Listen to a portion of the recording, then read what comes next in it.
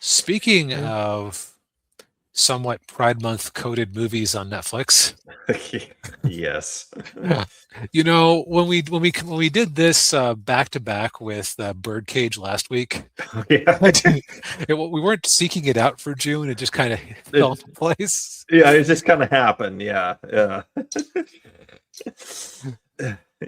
Yeah. So yeah, this week, yeah, we had Tootsie. Uh, yeah, the classic cross-dressing comedy, not called Some Like It Hot. Yes. I Daniel, tell me about that list you telling me about a couple days ago. Yeah, so the it was the AFI, American Film Institute. They did like the top 100 movies of all time, and they had the top 100 comedies, and they had Some Like It Hot at number one, and then they had this movie at number two. And I'm just going to myself, okay, now we know what the person who made that list is into. Yeah. Mind you, some like it hot, fine movie, and I would agree that it's a finer movie than Tootsie. Oh yes, absolutely. Yeah. Ninja. Are you guys saying something? No, we're not saying anything, Ninja. Uh, It's just it just It's just happened. weird coincidence. It just happened to work out that way. Because, like, okay, this is Tootsie's, this particular movie poster is Yeah. one that you would walk by a lot in video rental stores back in the day. Yeah. I just never seen it, so I'd always been curious, and it popped up in my Netflix recommends. So when we were Yes. looking for topics for the next week. Right. Yes. Yeah. So I've seen like people referencing it, here and there for a while. So I thought, yeah, I might as well give it a watch. This movie came out in 1982, which I actually thought it was older than that. I thought it was like late 70s, um, but yeah. So Tootsie is about Dustin Hoffman's character, Michael Dorsey, who is a uh, very arrogant and very egotistical, out of work actor who teaches an acting class and also works also works as a waiter, uh, and he The, has the, the a classic struggling actor hustle. right, yes, and he's in New York, and he lives in a rather nice, loft apartment And, with Bill Murray, who's Bill Murray's character, who's a playwright, um, and also a waiter. and also a waiter. Yeah, and one of his a friend of his, who's also one of his students, young woman named Sandy, who's played by Terry Garr. She Most people remember her from Young Frankenstein. She was the babe, with the great knockers. Why, thank And you. thank you. um, and she was also in After Hours, that Scorsese movie that we watched. I knew there was a reason besides a couple of thematic elements that this reminded me of After Hours. Right, yeah, they're both New York movies in the '80s. Yeah, and Terry Garr playing a very insecure character. Yeah. Uh, you also have Dabney Coleman, who, besides this, was also the boss in 9 to 5. Guys seem to have a career playing jerks. Yeah, yeah. Well, typecasting is a thing in Hollywood. Yeah. But Yeah, the inciting incident. He's Dustin Hoffman's character is finally desperate for work. The girl he's dating slash sleeping with gets rejected from this part to be in this soap opera. He's talking with his agent, and the agent goes, you're toxic. You turn he makes every shoot 10 times longer than it needs to be because he has so many opinions. yeah. You were playing a tomato. I played the best damn tomato. Yeah. The shot. I'm paraphrasing. The shot took 6 hours. for like a canned soup commercial or something. Yeah. Yeah, and at the beginning of the movie, they're showing a vignette of him doing all these auditions and doing all these parts. And there's one where he's playing Dostoevsky, and he's just doing the scene where he's dying, and the director's like, "Well, can you move out up further on stage in the middle of the stage so you can give your last speech before you die?" You're like, "You want me to get up and walk to do the speech while I'm dying?" But yeah, so Right. It's yeah. it's the like one of the all-time or one of the greatest transitions ever. Oh yeah, yeah. Pun not intended. Yeah, his agents like say nobody will work with you, and you never you everybody hates you. You're like, oh really? And then then quick cut to him and drag. Yes. Reasonably convincing drag at that. Yeah, So it was funny just because it was so abrupt. I was okay, so you know how you know of a movie, you kind of imagine what you think the movie will be like. I was expecting there to be more of a transition to that. Really, the only hint that you had that he could pull this off is that he had put on makeup earlier in the movie when he was trying out for these different roles. right. Yeah, So you established that he could potentially pull this off.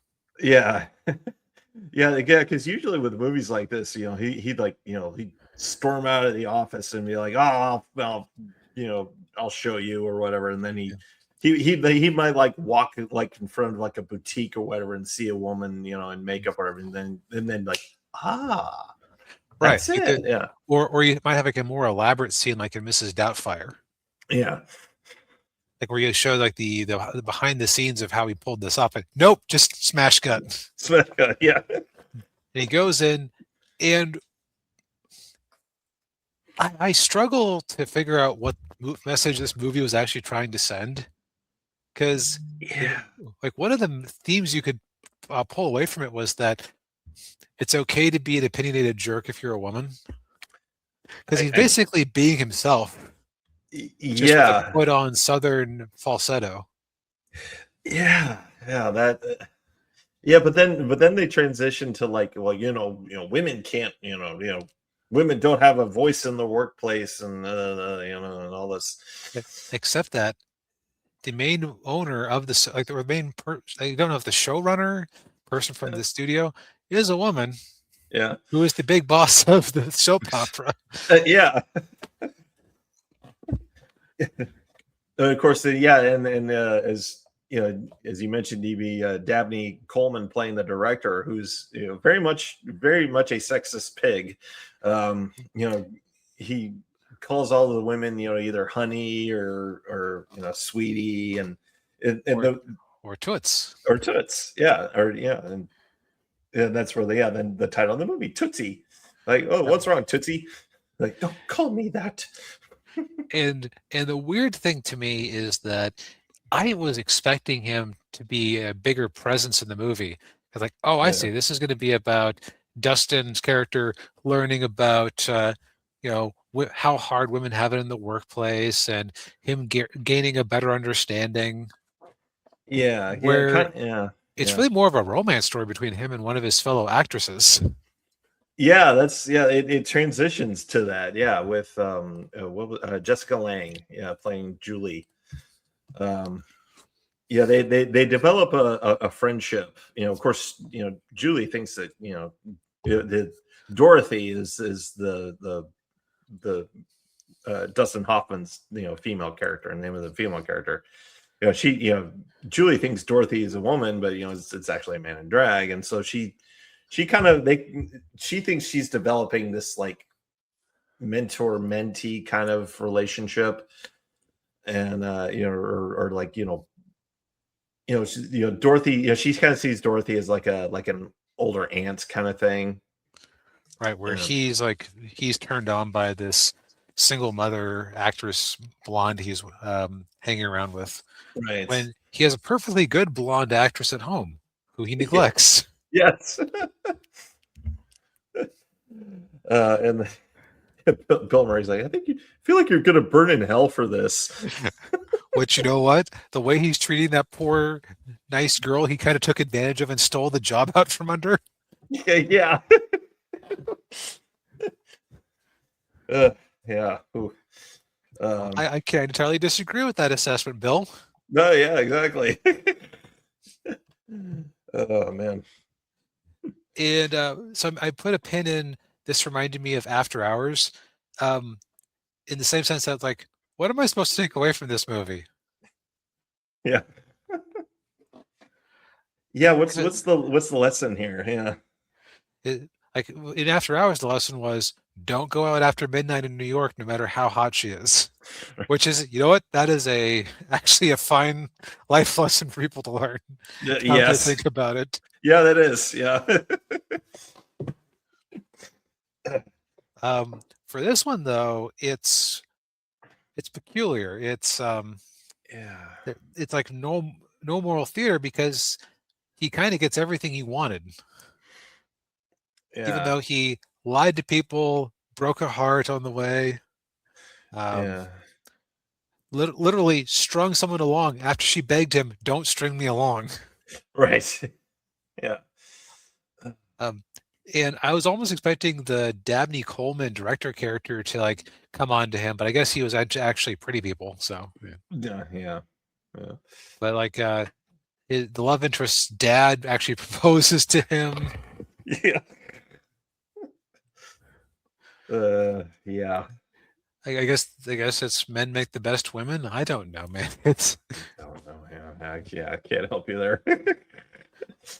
the other uh, thing is that like if the thing is, oh, women don't have power, um he is basically himself all the time, and he's just constantly rewriting his scenes to be more empowered or whatever.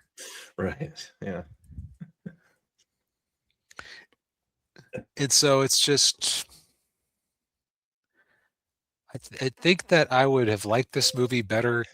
I feel like this movie is very New York, and there's like Oh, this New York sensibility that I see in older media like that's about people living in the city, where it's like, is everyone just an asshole around here? I think everyone's just an asshole around here.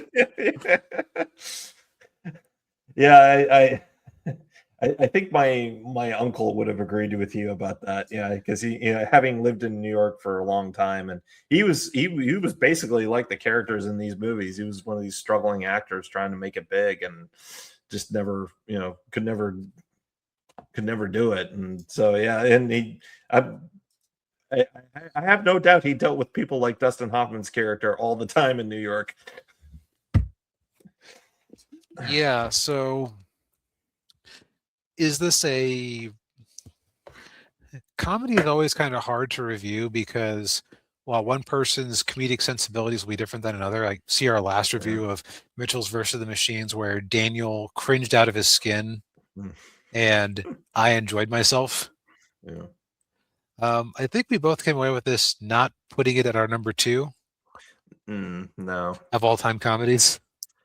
Yeah, the only reason I could think why they had it ranked that high was because of the social commentary, of which, like, as we already mentioned, was really confusing.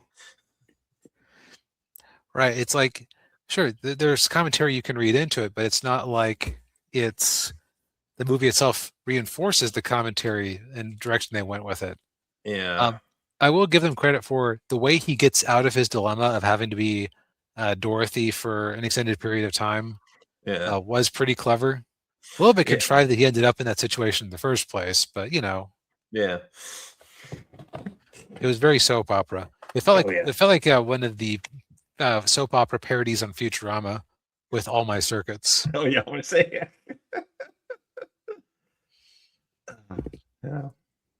Yeah. I mean, I would say it's a decent enough movie, and there are a lot of scenes in there where I was laughing out loud, and but Yep. All right. I'd say a lot of the comedy is based on it being awkward, and I could see that. Excuse me. I could see it being see it being too much for some people. yeah. Meanwhile, like for where I sit, I tend to like comedies where where the main character is a good person in bad situations and you want to root for them. I rooted for everyone around Dustin Hoffman's character. Yeah.